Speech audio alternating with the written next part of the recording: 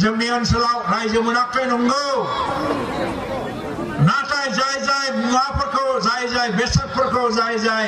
आयदाफोरखौ साबजेक्टफोरखौ जों बाहाय मोनदों बेफोरखौ गासिखौबो मावफुंजोबनानै लायोबा गाबोन आलादा रायजो थानाय माखासे रायजोफ्राबो जातिफ्राबो बुंगोन जे आलादा रायजो थासेयावबो जे जिनिसा जोंनाव गैया नोंसिनावसो दंजोबो होननानै बुंनो गोनां जादों बे गोरलै बाथ्रा नङा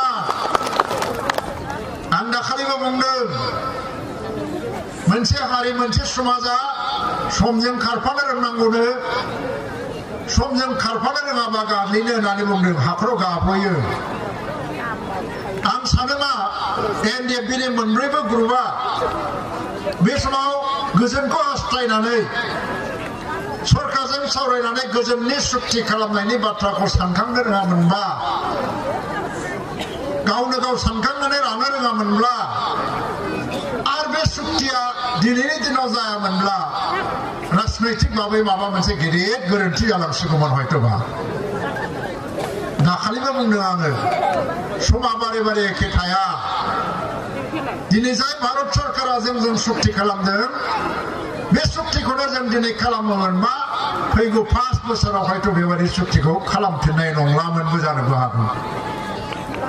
गोदान सरकार फैयामोनबा एनडिएफबिखौबो ओंखायनो आङो साबायखर होदों गोबां मिटिङाव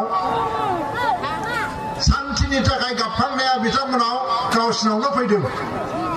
बिथांमोना शान्ति लुबैदों बे शान्तिखौ बिथांमोना गावसोरनो लुबैयामोनबा रावबो लाबोनो हानाय नङामोन गोदोनिफ्रायनो एनडिएफबिखौ भारत सरकारजों सावरायनायनि बाथ्रा बुंनो सावरायनायनि थाखाय खावलायहरबाय थादों नाथाय एनडिएफबिनि गेजेराव बै समाव भारत सरकारजों रायलायनायनि थांखि गैयामोनखाय रायलायनायफ्रा जायाखै शान्तिनि प्रक्रियाबो जायाखै बे समाव बिथांमोना गिदिर थांखि दंमोन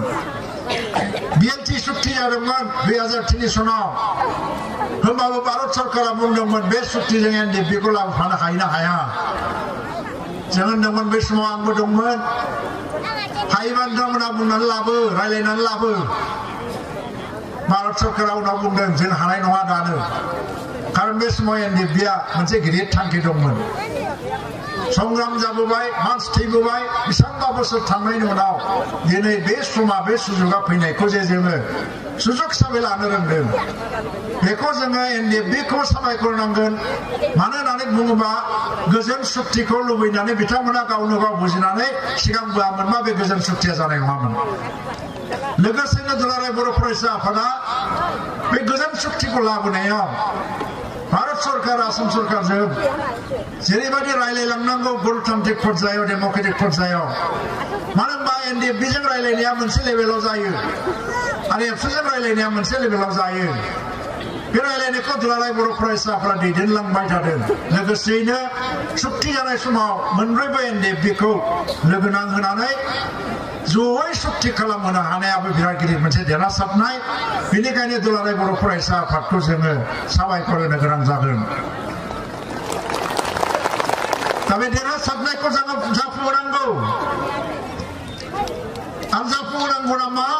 जोंनि गेजेराव गोबां सानलायनाय फैदों नङा होमबा दाना एबसुनि दैदेनगिरिफ्रा एबसुआव थाबाय थागोन ना राजनिति खालामगोन ना राजनितिक संगठन बानायनानै इलेक्शन गेलेगोन जाखो पिसिडिआर बादिलाय गोबाङा बुंदोंमोन राजनिति दलाव हाबनो नाङा प्रमदा गबिन्दआबो हाबनो नाङा माबा कर्डिनेशन बानायनानै पिसिडिआर बादि इलेक्शन गेलेनांगौ जोंनि गेजेराव सावरायलायनाय जादों गोबां बिथिंखौ नायजोबनानै जों जिहेतु राजनितिखौ खालामथांगासिनो दङ दिनै जों कर्डिनेशन बानायनानै इलेक्शन गेलेबाबो गाबोन पार्टिया दाहैखानांगोन आरो पार्टियाबो 4 बोसोरनि गोजाम पार्टियावबो मानसि दंसै मानसि गैयामोनबा एसेबां मानसि डिलिभारि जानोमोन बिजनियावलाय दा बेखौ नायजोबनानै पार्टि दायोबानो साबसिन होननानै पार्टियाव हाबनानै इलेक्शन गेलेयोबानो साबसिन होननानै दिनै प्रमद बरुवा इउपिपिएल हान्जायाव हाबफैदों आरो बिथांनो मोनसे गिदिर बिबानबो जों होनाय जाबाय आरो एनडिएफबिनि दैदेनगिरिफ्राबो गाबोन समफोर हाबफैयोबा मोनसे गिदिर बिबान बिथांमोनाबो लानानै खामानि मावलांनांगोन राजनीति दलनि गेजेरजोंनो राजनीतिखौ खालामलांनानै इलेक्सन गेलेलांनायनि मोनसे थांखि लानाय जादों आरो बे राजनीतियाव हाबनायनि गुदि थांखियानो जाबाय मा बिटिआर एकर्डखौ जाफुंहोथारनांगोन बेखौ जाफुङाबा जोंनि सुक्तिया दैयाव थांजोबगोन जाफुंनांगौबा फैगौ इलेक्सनाव जेरैखिजाया देरहानांगौ जेरैखि जाया देरहानांगौ आरो एबाराव 50-50 60-40 30-70 भट राननायनि खोथा गैया एबाराव बर' रायजो राजाफ्रा 100% बिटिआर सुक्तिनि थाखायनो भट होनांगौ गुबुनफ्राबो होगोन होमबासो जोंनि गभर्नमेन्ट दागोन गभर्नमेन्ट दायोबा सानजाहा गहपुरसिम सिमा बारायहैगोन जिल्ला बारायगोन मोनब्रैनि जायगायाव 6टा जिल्ला जानो हागौ 40टा समष्टिनि गेजेराव 60टा समष्टि जानो हागौ अब्लासो जोंनि बिटिआर सुक्तिया जाफुंगोन मोनबा इउनिभार्सिटि गायसननांगौनि बाथ्रा फैदों नाम सोलायनांगौनि बाथ्रा फैदों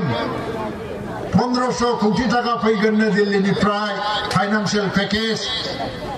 बेखौ डेभेलपमेन्टनि थाखाय खामानि मावनांगौ बै गोदान गभर्नमेन्टआ गोबां 1500 कोटी टाकानि लबावनो सालाय सोलास्लिबगासिनो दं लबखौ सामलायनो हायैनि दाखालि बबेबा मोनसे मिटिङाव नोंथांमोनाबो खोनादों 1500 कोटीखौनो बुंस्लाबलायनो हायाखै आरो आंथ' खावलायदोंसो जयै मावनोबालाय मा बयबो ओंखारबोदो हगारना होदो गोदो 1983 सनाव हितेश्वर शइकिया कंग्रेस गभर्नमेन्ट दादोंमोन इलेक्सननि गेजेरजों 85 सनाव 2 बोसोरनि उनाव आसाम सुक्ति जादों राजीव गान्धीया बुंना होबाय गभर्नमेन्टआ सिफायनांगौ सुक्ति खालामग्राफोरखौ गभर्नमेन्ट दानो होनांगौ हितेश्वर शइकिया थेब सिफायनानै एजिपिखौ गभर्नमेन्ट दानो होदों दे एकर्डआवबो लिरखादोंमोन बिसोरना गभर्नमेन्टखौ सिफायनांगौ होननानै जोंनिया लिराखसै खारन गभर्नमेन्टआ 1.5 बोसोरल'खासै 1.5 मासल'खासै लिरनांगौ गैलिया गभर्नमेन्टखौबो सिफायनाङा 1.5 मासखौ थाबावदो 1.5 मासथ' गैबावलाबो 1 मासल'सै खिन्थु बे नेक्स्ट इलेक्सनाव गावखौनो गाव उदारबादि दिन्थिनानै महान जानानै बिथांमोना बे एबार मोनसे सुक्ति खालामबाय जेला सुक्ति खालामग्रा आफादफोरनो खनसे सालायनो होदिनि गावसोरनि सुक्तिखौ गावसोरनो माने जाफुंथोंसै होननानै हगारनानै होनो हायोबा जोंनि हारि समाजा बिथांमोनखौनो दाबो बिबार मालाजों बावगोन नङा होमबा मान होगोन नङा होमबा आं बेखौनो खावलायबोबाय थादोंसो